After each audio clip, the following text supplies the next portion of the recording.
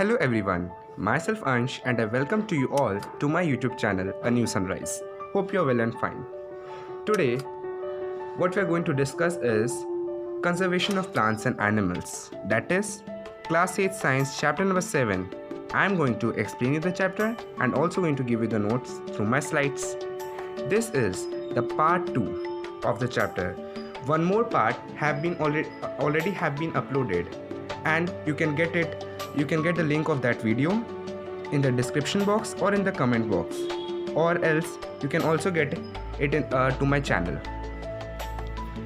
Now let us start the chapter. First of all, before starting the chapter, let us see what are the topics that we are going to cover in this part 2 video. First topic that we are going to cover is biodiversity. We would learn about what is biodiversity. Then we would learn about ecosystem.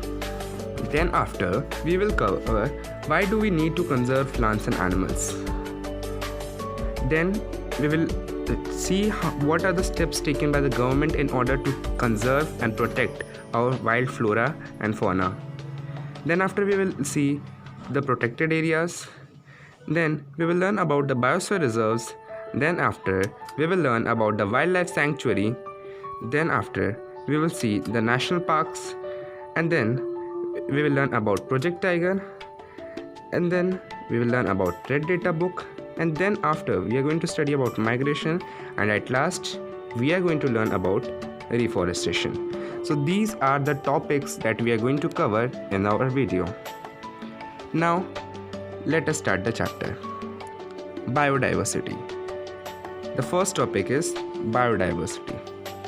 What is biodiversity? Biological diversity or biodiversity refers to the variety of organisms existing on the earth, their interrelationships and their relationships with the environment. Biodiversity is the biological variety and variability of life on earth. Biodiversity is typically a measure of variation at the genetic, species and ecosystem level. So this is what biodiversity. Let us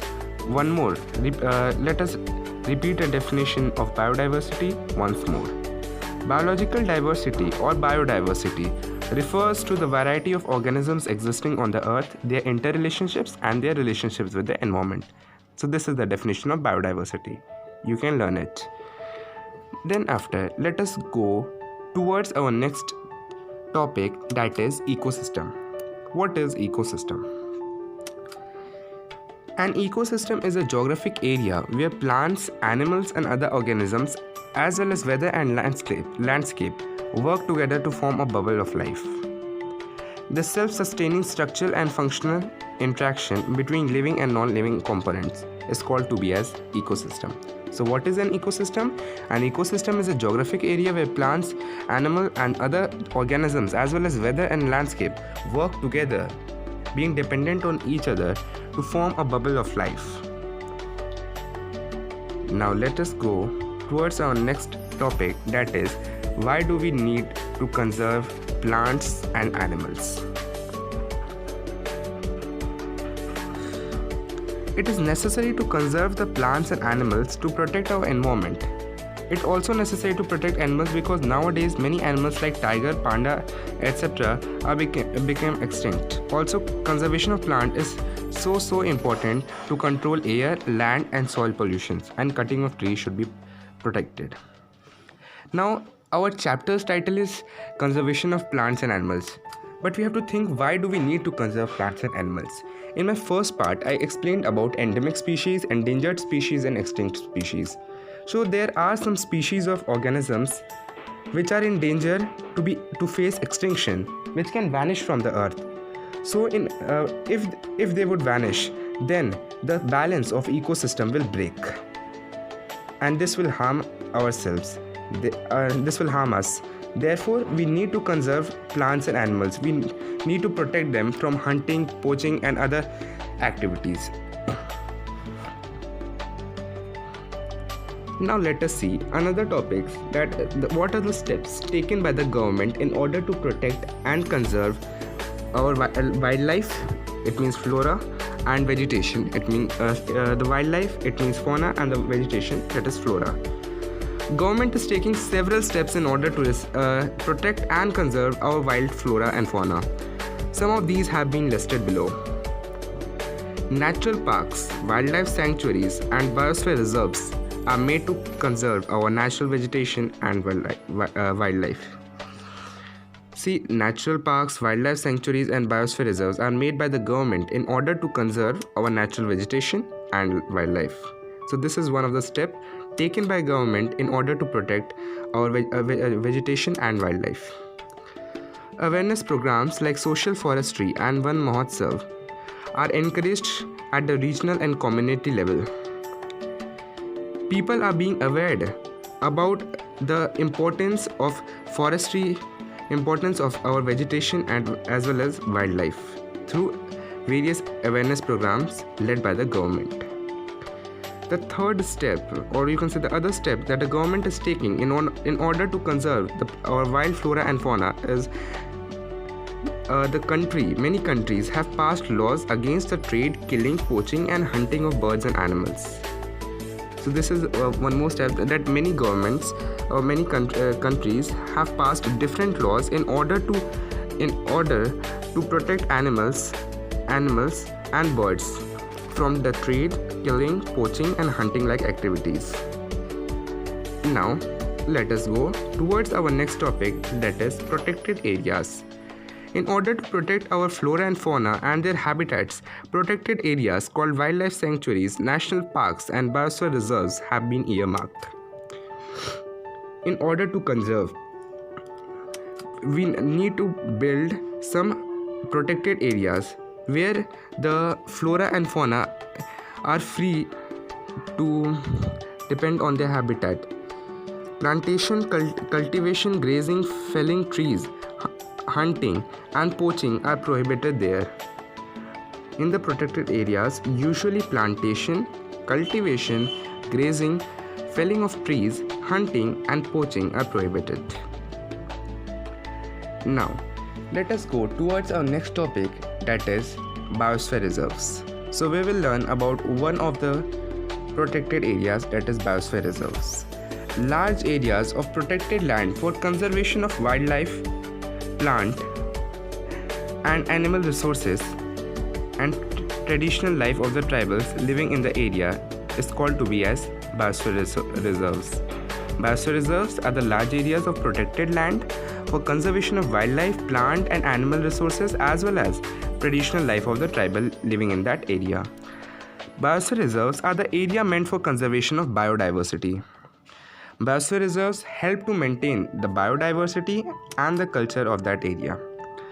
Biosphere reserves may also contain other protected areas in it.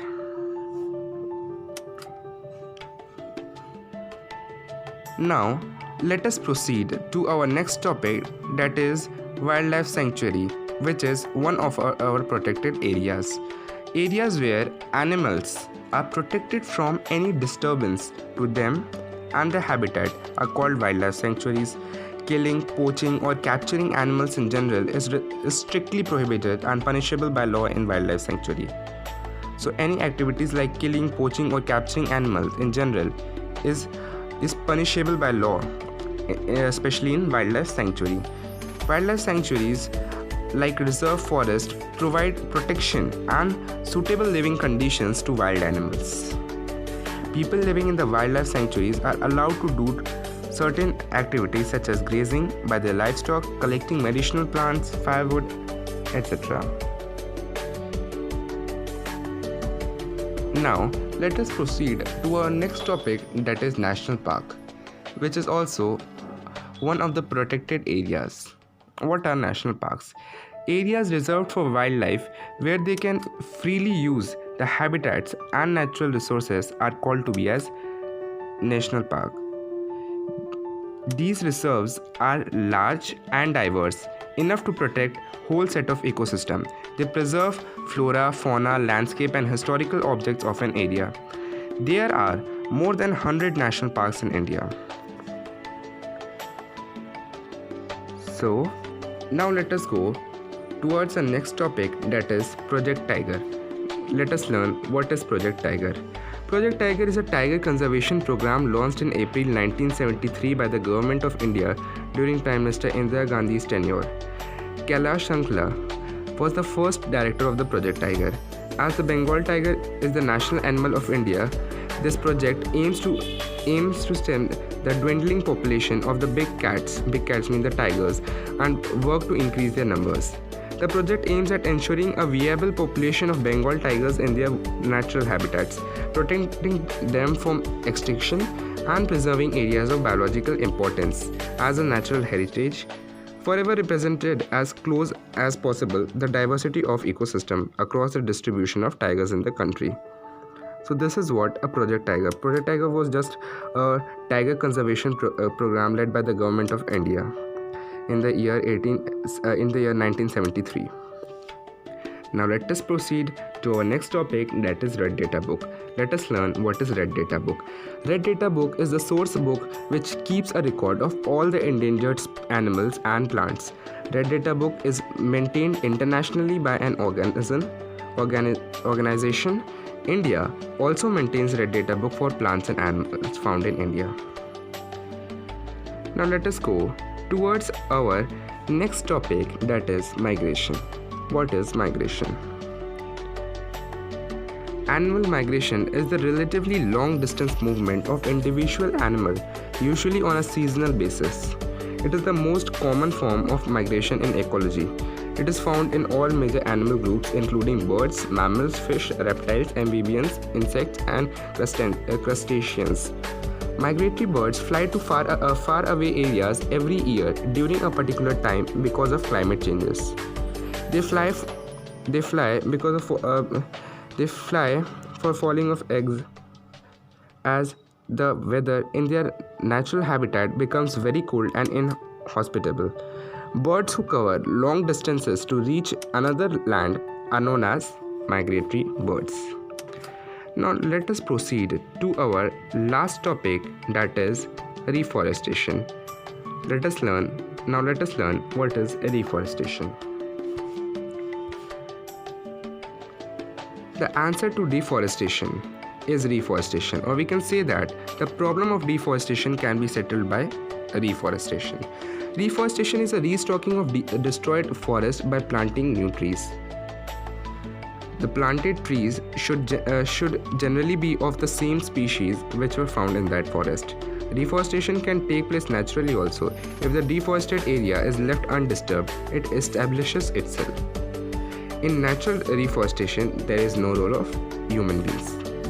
So hereby guys, we completed our chapter number 7 of class 8 science, that was conservation of plants and animals.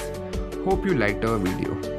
In my next video, we will start chapter 8 of class 8 science, that is cell structure and function.